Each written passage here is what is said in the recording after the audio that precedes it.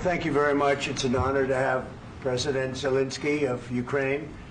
And we've been working very hard, very close. So we've actually known each other for a long time. We've been dealing with each other for a long time and very well. We had a little negotiation spat, but that worked out great. I think for both countries, I think for the world, actually, beyond both countries.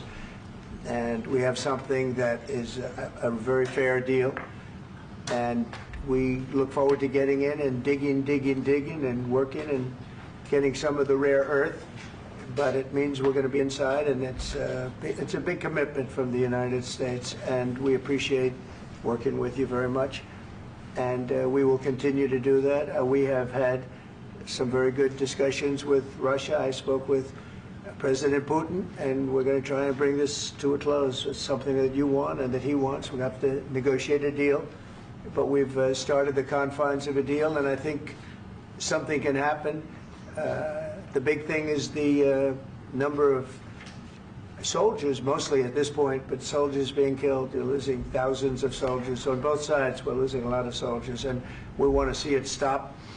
And we want to see the money get put to different kinds of use, like rebuilding. And we're going to be working very hard. But we've had a lot of very good conversations. I will say until we came along, the Biden administration didn't speak to Russia whatsoever. They didn't speak to anybody. They just allowed this to continue. And I will say that, I'll say in front of you, you've heard me say it 1,000 times, if I were president, this war would have never happened. We would have had a deal negotiated for you without having to go through what you've gone through. But your soldiers have been unbelievably brave. We've given them great equipment, but somebody has to use the equipment. They've been unbelievably brave. And we give them great credit. This was supposed to be over very quickly, and here we are 3 years later. So I give tremendous credit to your generals and your soldiers and yourself in the sense that it's been very hard fighting, very tough fighting. They're great fighters, and you have to be very proud of them from that standpoint. But now we want to get it over with. It's enough, right? We want to get it over with. So. It's an honor to have you here. Thank you very much for coming. We're going to sign the agreement at the conference in the East Room in a little while, right after lunch. And we'll be having lunch together. We're also discussing some other things. And we appreciate everybody being here. It's somewhat of an exciting moment, but the really exciting moment is when they stop the shooting and we end up with a deal. And I think we're fairly close to getting that. And an honor to have you, and please, I'd like to say something. Yeah, thank you so much, Mr. President. Thank you for the invitation. And really, I hope that this first document, will be first step to real security guarantees for Ukraine, our people, our children. I really count on it.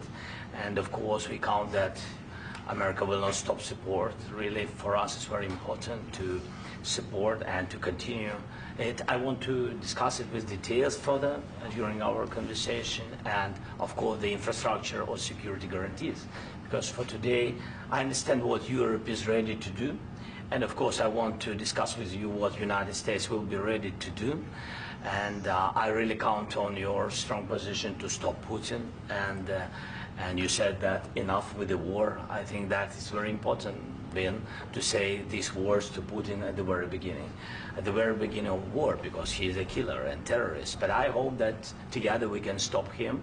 But for us, it's very important to, to save our country, our values, our freedom and democracy, and of course, no compromises with the killer about our territories. But it will be later.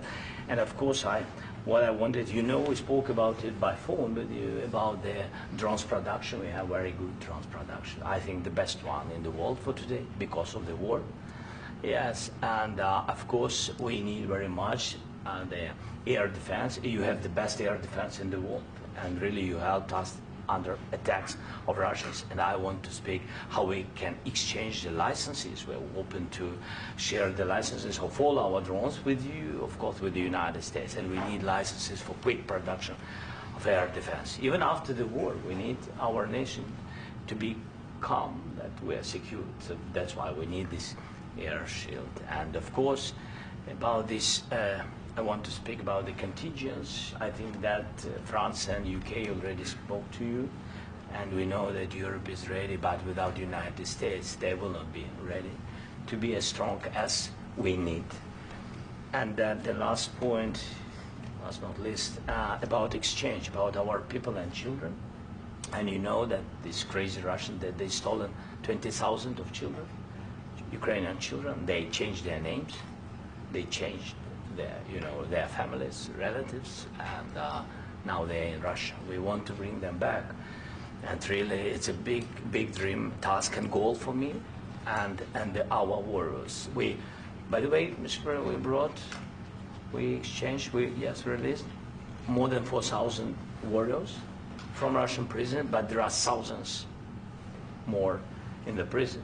I wanted to share with you some images, how it's, I've just can I now? Yeah, please.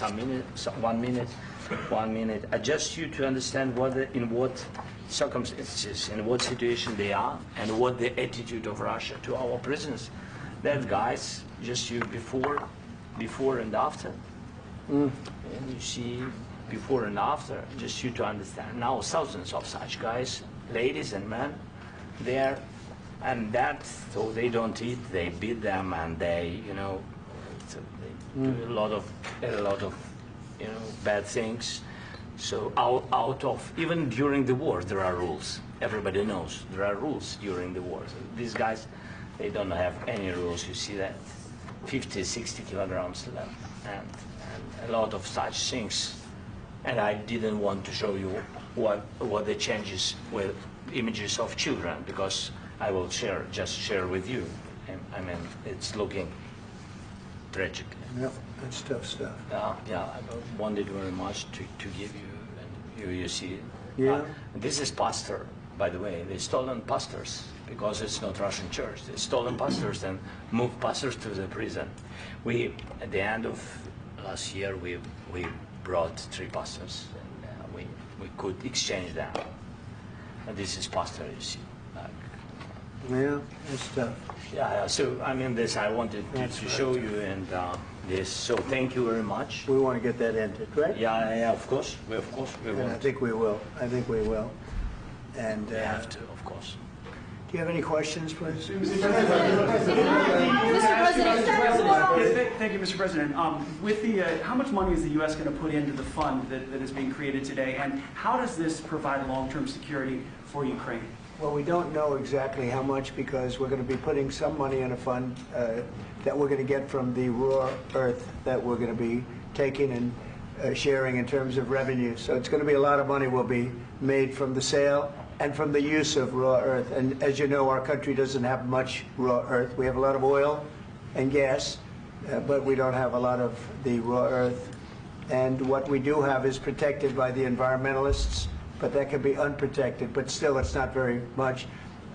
They have among the best in the world in terms of raw earth. So we're going to be using that, using it for all of the things we do, including AI and including weapons and the military, and it's really going to very much satisfy our needs. So it's something that just worked out really well. We have a lot of oil, and we have a lot of gas, we have a lot, but we don't have raw earth. So this has just about every component of the raw earth that we need for computers, for all of the things we do. This puts us in great shape. And on long-term security for Ukraine, how does this provide? I think they're going to have great luck. I think once we make the agreement, that's going to be 95% of it. They're not going to go back to fighting. I've spoken with President Putin, and I feel very strong. I've known him for a long time, and I feel very strongly that they're very serious about it. And we'll make a deal. And when the deal is made, I don't think, we talk about security. Everyone's talking about the other day, all they talked about was security. I said, let me make the deal first. I have to make the deal first. I don't worry about security right now. We have to have a deal, because right now, last week, 2,000 soldiers died on both sides. 2,000. And they're losing 1,000, 2,000, 3,000 a week. So as we sit here and we talk, people are getting shot and dying on the battlefield. And, they're not American soldiers, but they're Russian soldiers and they're Ukrainian soldiers, and we want to be able to stop it. And we want to be able also to spend money on other things. We don't want to, this is a tremendous amount of money. And what the Biden administration did was terrible. They were giving money, but they had no security on the money. Europe, as you know, gave much less money, but they had security. It was in the form of a loan. They get their money back, and we didn't. And now, at least we're protected because the American taxpayer has to be protected too. But this is an incredible agreement for Ukraine because we have a big investment in their country now, and what they have, very few people have. And we're able to really go forward with very, very high-tech things and many other things, including weaponry that we're going to use in many locations, but that we need for our country. Mr. President, This allows us to do that. will you continue I'm sorry. sending military aid? Yes, go ahead, please. If I can just, yes. In the document, there is one of the very important points. If we speak about business and investment, we never had LNG terminals in Ukraine. This document will open. I mean, the next documents, but anyway, here we see in the framework, we see really goodwill for this. LNG terminals for us is very important, and I think for security of European continent. We have the biggest storage, gas storage. We have the biggest in Europe. Yes, yes, and we can use it. Use it for LNG. Use it for LNG, and we will do it. And really, we can help Europe because Europe really helped. President Trump said that they made less support, but they are our friends and they are our very supportive partners. They really gave a lot, Mr. President. They did. They gave a lot, but they gave much less. No. Much less. No. No. No. Okay.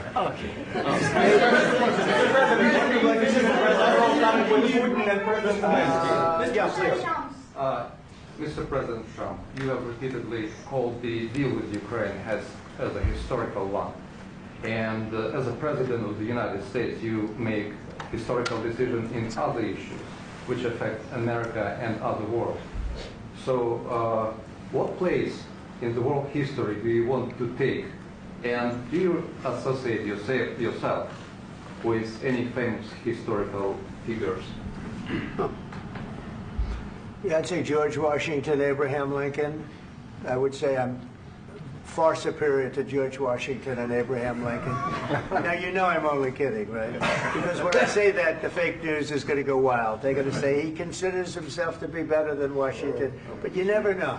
You never know. I don't compare myself to anybody. I'm here to do a job. We've had a great 35 days or whatever it might be, a month, a little more than a month. We've accomplished tremendous amounts. Not only this would be a very great achievement if we could get the war stopped and get them back to normalization. I think that's going to happen.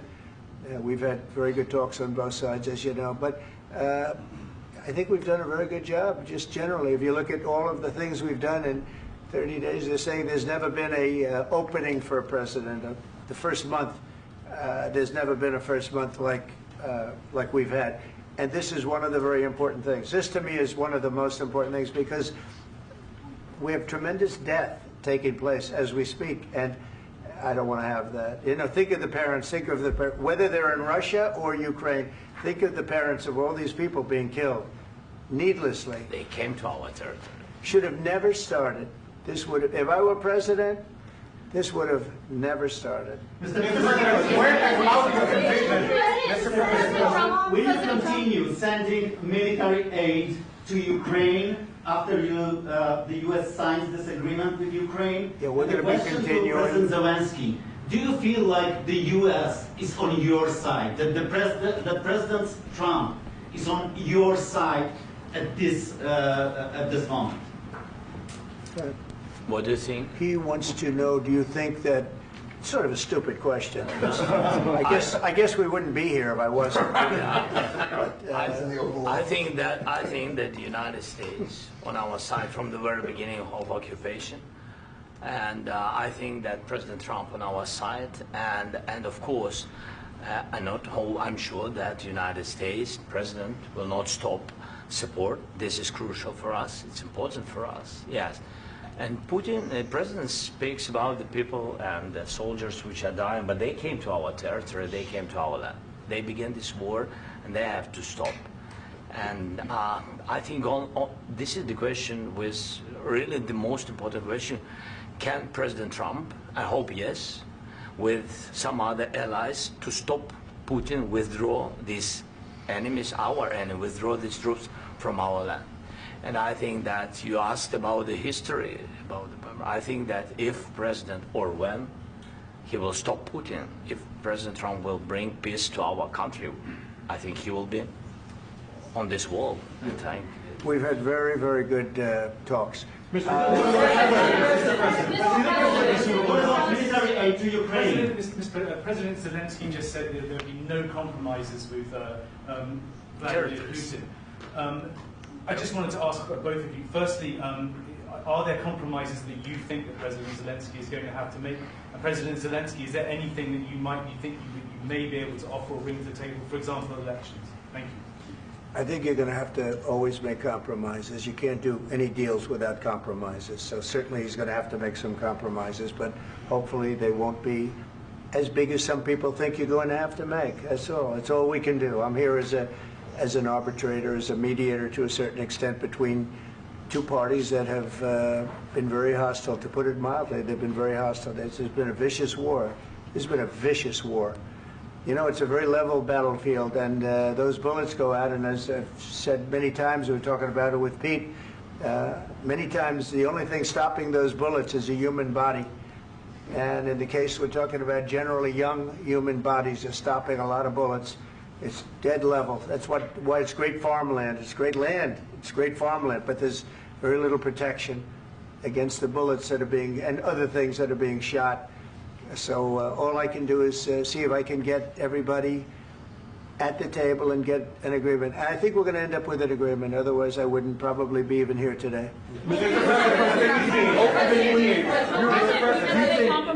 Mr. President, I've got two questions for you. You think ultimately your legacy will be the peacemaker and not the president that led this country into another war and ended foreign wars? And I've got a question. I hope it will. I mean, I hope I'm going to be remembered as a peacemaker. This would be a great thing if we could do this. I'm doing this to save lives more than anything else. Second is to save a lot of money, but I consider that to be far less important. So I hope I'm going to, thank you, Brian, for that question. It was a nice question.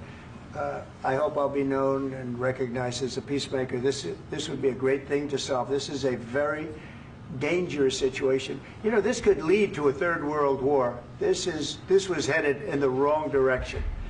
If this election were lost, if we didn't win this election, and we won it by a lot, that was a mandate. We won every swing state. We won the popular vote by millions and millions of votes. We won everything.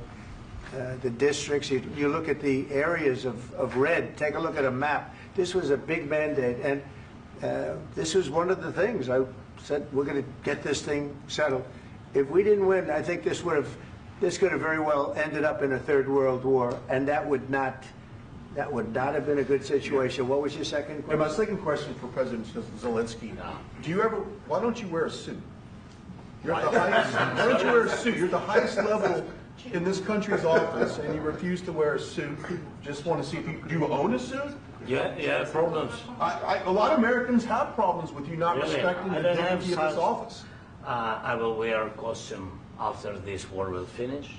Okay. Yes, maybe one. Maybe something like yours. Yes. That'd be great. Maybe something better. I don't know. Yeah. We will see. Maybe something cheaper than. Yeah. Thank you. Thank you. President Trump. Thank you, President Trump. You said yesterday that you. Are you going to send more arms to Ukraine in case there's no peace? Yeah, we're going to have arms to Ukraine. Yeah, sure. Hopefully, I won't have to send very much because hopefully we're going to have it finished. We're looking forward to finishing this quickly. We're not looking forward to sending a lot of arms. We're looking forward to getting the war finished so we can do other things. But we very much appreciate the agreement because we needed what they had, and we're treating, you know, our country is now treated fairly. Biden didn't do that. He didn't know what the hell he was doing. This should have never happened. This should have never started. But, you know, sure, the answer is yes, but hopefully we won't have to send much, because I'm looking forward to getting it done quickly, very quickly. Does that mean you'll provide security guarantees, Mr. President? I don't want to talk about security yet, because I want to get the deal done. You know, you fall into the same trap like everybody else. A million times you say it over and over. I want to get the deal done. Security is so easy. That's about 2% of the problem. I'm not worried about security. I'm worried about getting the deal done. The security is the easy part. Security is very nice. Everybody stopped shooting. And now will Europe put people there? I know France is going to. I know the UK is going to. I know other countries are going to, and they happen to be right next door. We haven't committed, but we could conceivably. You know, we have security in a different form. We'll have workers there digging, taking the raw earth so that we can create a lot of great product in this country. So in that sense, you have something, but we haven't determined that yet. I will say, in speaking to France and in speaking to, and they were here, as you know, last week and just the other day, they have committed to a lot of security. I don't think you're going to need much security. I think once this deal gets done, it's over. Russia's not going to want to go back, and nobody's going to want to go back. When this deal ends, I really believe this deal is going to be over. Question? Yeah, please go ahead. Go ahead. Thank you. Mr. President, thank you. You had Mr. Macron and Keir Starmer at the White House this past week, both of whom praised your courage and conviction to lead the pathway towards peace. Yes. Part of that involved, though, re-engaging Russia in diplomatic relations, something that previous leaders lacked the conviction to do so. What gave you the moral courage and conviction to step forward and lead that? Well, I love this guy. Who are you with? One American News, sir. Well, that's why I like him. One American News does a great job. That's very. I like the question. I think it's a very good question. It is. It's a pathway to peace. It's a pathway to getting something solved. And I feel that as the head of this country, I have an obligation to do that. Plus, you know, we're very much involved. We got involved.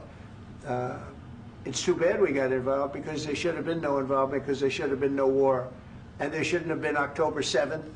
That would have never happened. As you know, Iran was broke. They had no money to give to Hezbollah. They had no money to give to Hamas. They were stone cold broke. And then under Biden, they became rich as hell. They went from no money to $300 billion in a period of 4 years. And they gave a lot of that money away, and you see what happened. And that's a real mess also that we hope to be able to solve. But no, I appreciate your question very much. It's just, I feel I have an obligation to try and do something to stop the death. If I can answer. Yes, if I can answer, sorry.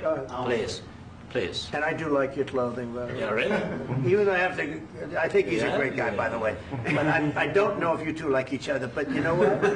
I think he's dressed. I like this guy. I think he's dressed beautiful. So I have more serious things than answer on such question. Sure, I will answer on more serious question statement. if I can. Yeah. So please, about security guarantees and about just ceasefire.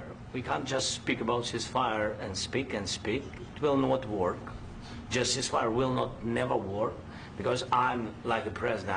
I have this experience, and not only me. Ukraine before my presidency, from the 2014, Putin broken 25 times. 25 times he broken his own signature. 25 times he broke and ceasefire. But he never broke to me. He never broke to me. No, you were the president. You were the president during. He never broke to me. In 2016, you've been the president, Mr. President. You've been the president, but he had, of course, not with you, but he had during those periods. He had conversations with our side, and we had Normandy format. You know, the France, Germany, Ukraine, and Russia, and he broken 25 times. That's why we will never accept just ceasefire. It will not work without security guarantees. Security guarantees, maybe President is right about this document and other, but this document is not enough. Strong army is enough, because his soldiers afraid, Putin's soldiers afraid of our soldiers when we're strong enough. If we are not strong enough, if we are empty, if our storage is empty, we can't defend our land. Today, you know, he knows that we have, all the world knows that we have meeting, yes? Why he's using ballistic? Putin today using ballistic on our hospitals, schools, and etc. Ballistic.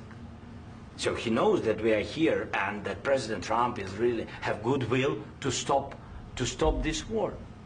And you hear now the president. So why he's using? So he doesn't want to stop. He doesn't want. But I hope that we will do it. Really, we'll do it. Security. When we speak about security guarantees, when the Europeans are ready for contingents, they need USA backstop.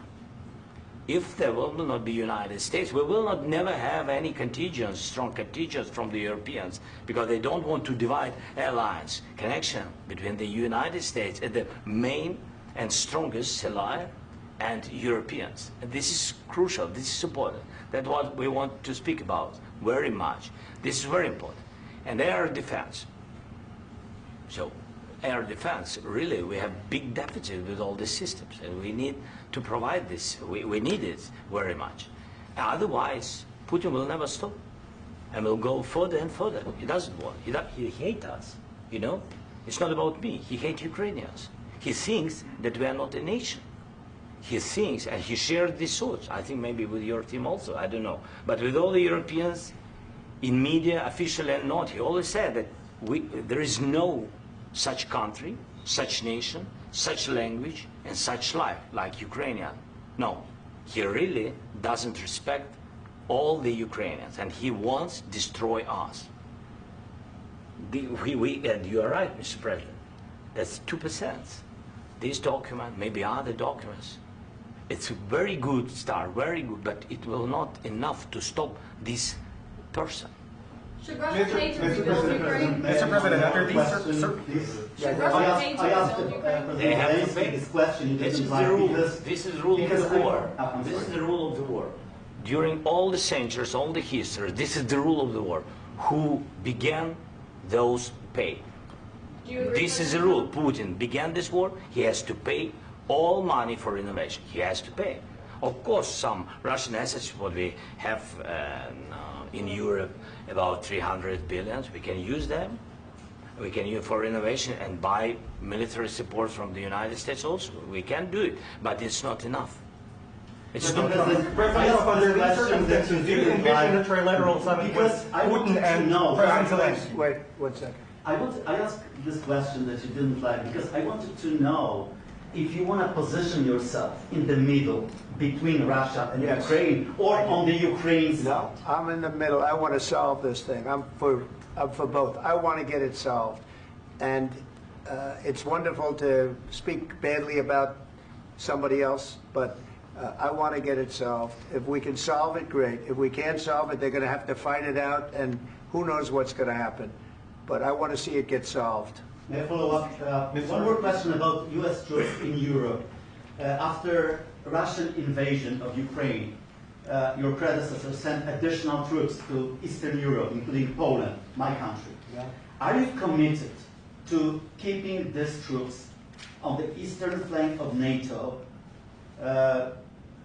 in the future? I'm very committed to Poland. I think Poland has really stepped up and done a great job for NATO. As you know, they paid more than they had to. They are one of the finest groups of people I've ever known.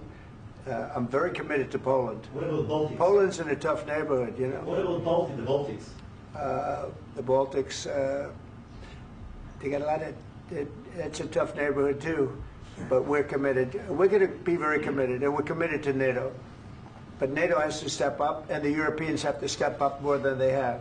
And I want to see them equalize, because they are in for far less than we're in, and they should be at least equal. You understand that? Why is the United States, we have an ocean in between, why is the United States in for so much more money and other things as Europe? With that being said, and as you said, they've also been obviously very helpful, but we have put in far more than they have, and I think they should equalize. Mr. President, Please, go ahead. Ask you about the agreement again today. What changed between the first time that Secretary Bessent gave President Zelensky the agreement and today for the signing? We made a deal. So What was the I'm just, deciding factor? I'm a business person. We made a deal. That's what changed. Along with minerals. I didn't think we were going to make a deal, and We ended up making the deal, so that changed. Mr. President, what and how do you envision a trilateral summit with President Zelensky and Putin? I don't know, but well, they don't like each other, I can tell you that. Okay? They do not like each other. This is not a love match, and it's unfortunate. That's why you're in this situation.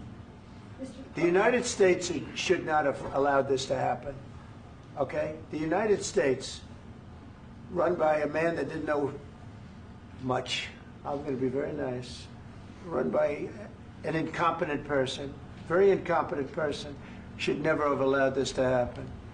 I've stopped wars. I've stopped many wars. My people will tell you, I stopped wars that nobody ever heard about. I stopped wars before they ever started. You can look at some of, I could give you a lot of nations that would tell you right now they were probably going to war. I could tell you right now there's a nation thinking about going to war on something that nobody in this room has ever even heard about. Two smaller nations, but big, still big. And I think I've stopped it. But this should have never happened. Sorry, just a second. About any negotiations. First of all, I want really to tell you, and I think that everybody understands that Ukraine, more than Ukrainians, nobody wants to stop this war. But at the future, any negotiations, it's understandable that two sides of the war, not Russia and the United States, because this is not the war between Russia and the United States. This is war of Russia against Ukraine and Ukrainian people. So these two sides will be at the anyway will be at the negotiation table. Then of course United States, like the strongest partner of the Ukraine, and of course Europe. I think Europe is very important. I want to speak about it with the President. Yes, Europe is very important for us because we really defend Europe for today. All Europeans really recognize that we are defending line and they have real life and our people are dying. That's why they helped us. And also it's about the NATO. Yes, between, like the President said, you have big, nice ocean. Yes, between us. But if we will not stay, Russia will go further to Baltics and to Poland, by the way. But first to the Baltics. It's understandable for them because they've been in the USSR. You know, they've been one of the republics of the USSR, and Putin wants to bring them back to his empire. It's a fact. And when he will go there, if we will not stay, you will fight. Your American soldiers, it doesn't matter, do you have ocean or not, your soldiers will fight. Mr. President, would you be willing to visit Ukraine, maybe Kiev or Odessa, which is known to be at the riviera of the Black Sea? It was my question. I'm sorry. I don't want to talk about Odessa now. Let's not talk about Odessa. I want to talk about making a deal, getting peace. We don't have to talk about Odessa, but a lot of cities have been destroyed. A lot of cities that are not recognizable. There's not a building standing.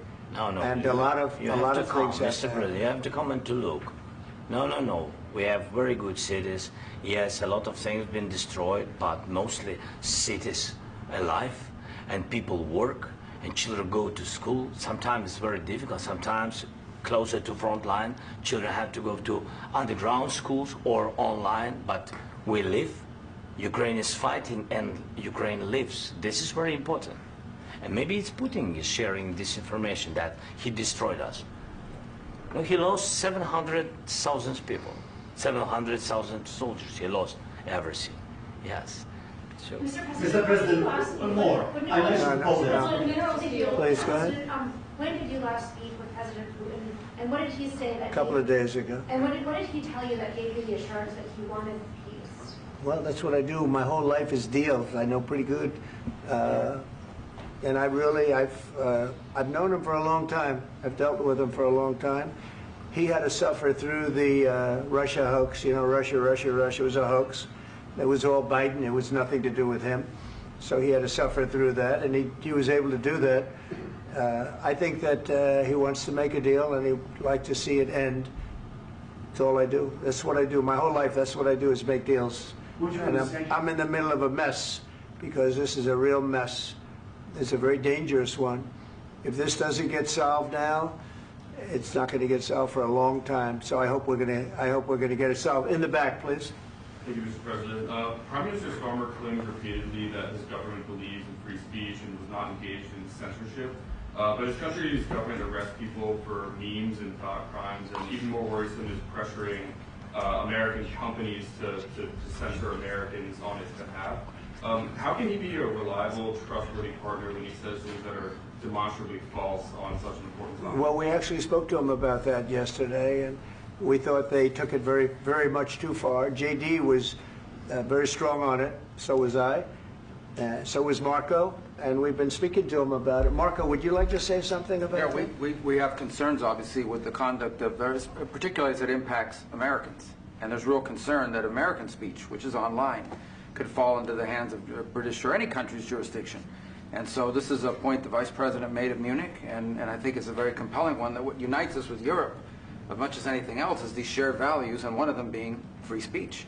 And so if Americans are threatened by it, we're going to need to take action in that regard. Mr. President. It's actually a very important question. We spoke about this in detail with the Prime Minister, the Foreign Secretary, and others at lunch yesterday, and I know that Secretary of Commerce Lutnick followed up in private meetings last night. This is really important. We believe Americans have the right to speak their mind, even if we in this room disagree with them. They have the right to speak their mind in the public square, which is often online these days. And we're going to defend that right as it pertains to American companies and American citizens vigorously if we have to.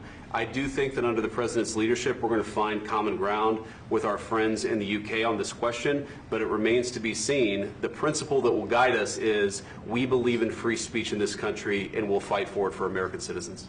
Mr. President, on the deal, is there any other oil and gas component to the deal? Is it all critical? A little bit. We'll see. On LNG? But we're not really looking for that so much. We got a lot. We have more than anybody in the world, by far. So no, we're not talking about it too much, but a little bit. I think it affects also, but for the most part, no.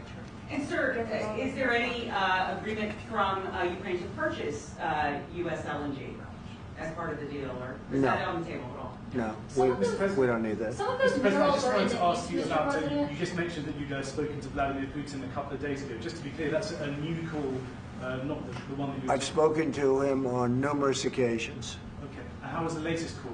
What did you discuss?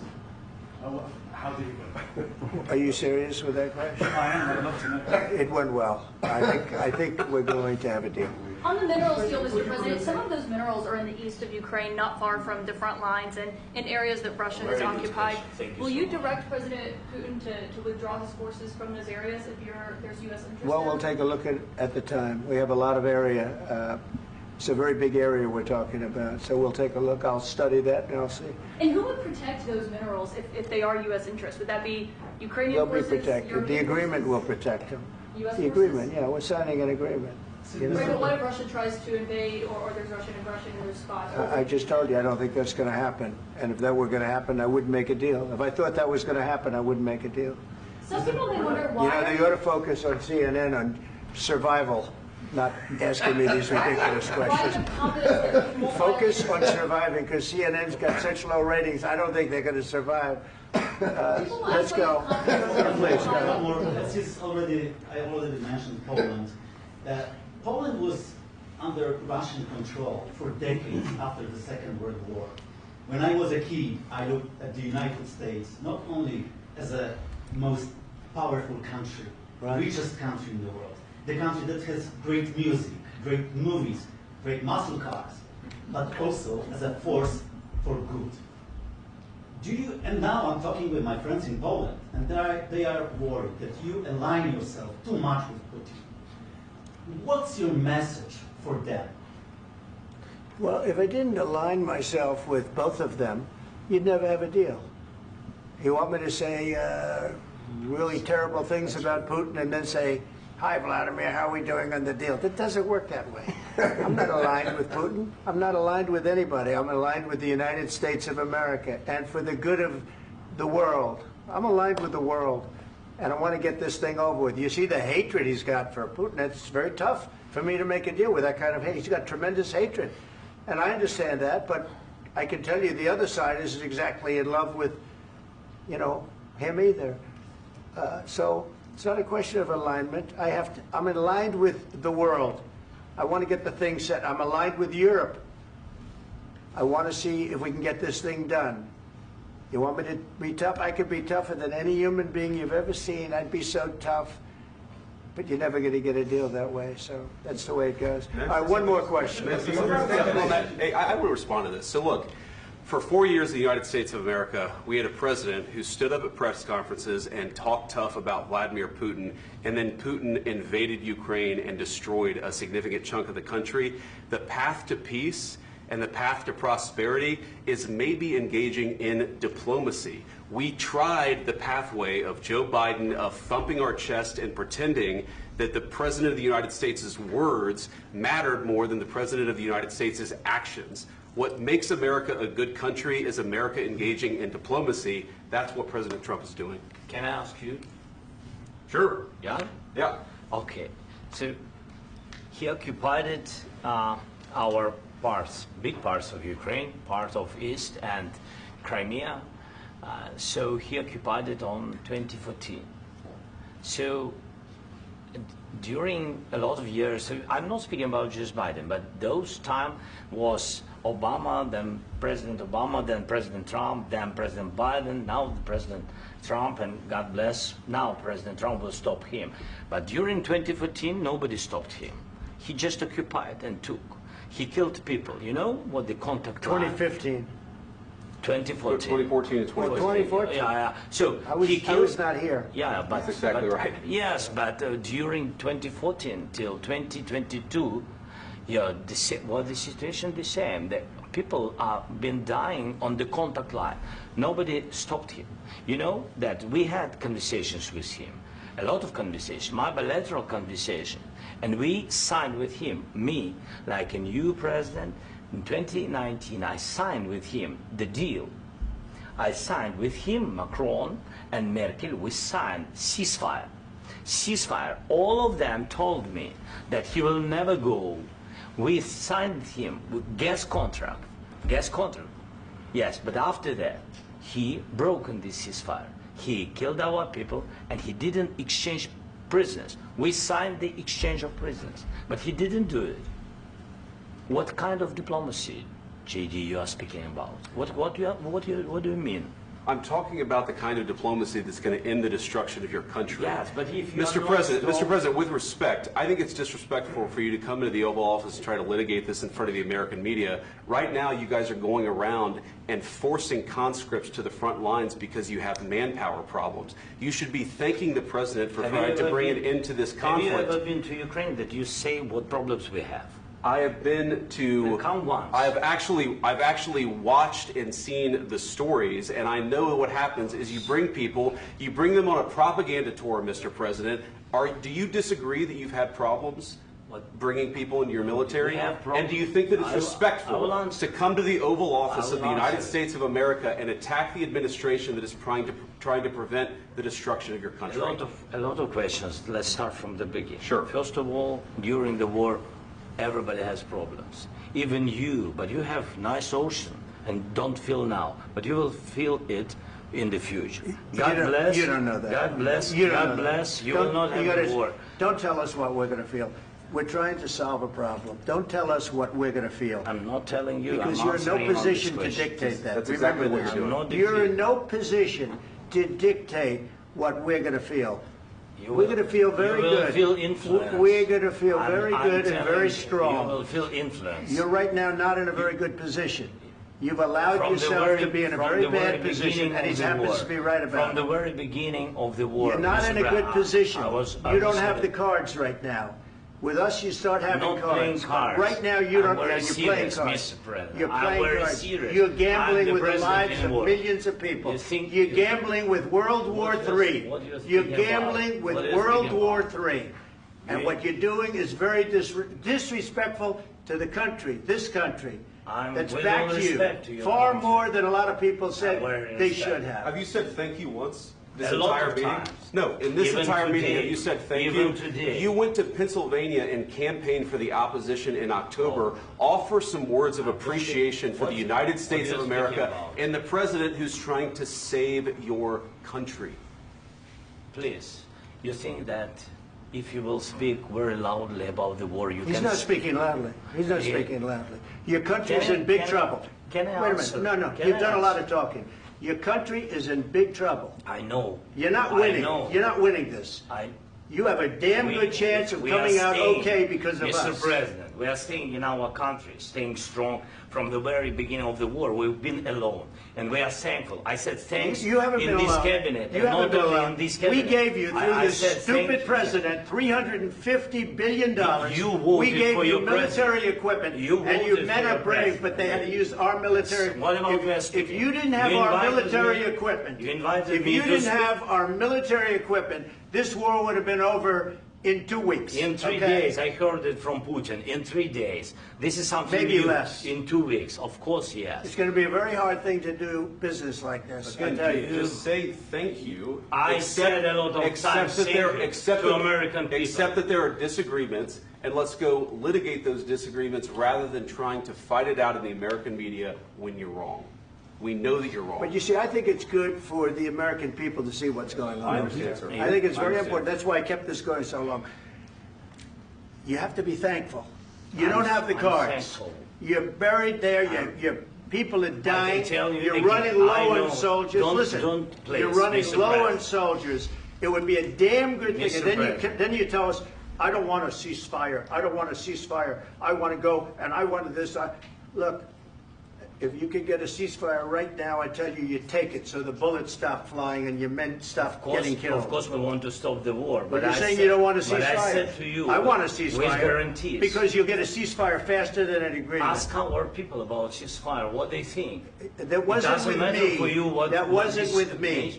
It That was wasn't with you. a guy named Biden, who was not a smart person. This That is was your- with, this that was is with your Obama. president. It was your president. Excuse me. That was with Obama, who gave you sheets, and I gave you javelins. Yes. I gave you the javelins to take out all those tanks. Obama gave you sheets.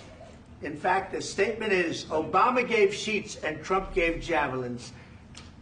You got to be more thankful, because let me tell you, you don't have the cards. With us, you have the cards. But without us, you don't have any cards. One more question to Mr. Vice President. I'm sorry. It's going to be a tough deal to make, Um, because the attitudes have to change. What if Russia breaks ceasefire? What if Russia breaks peace talks? What do we do then? I understand that it's a heated conversation right now. What are you but saying? what if She's asking, what if Russia Putin breaks the breaks ceasefire? What if anything? What if a bomb drops on your head right now? But they have Okay? broken What if they ceasefire broke it?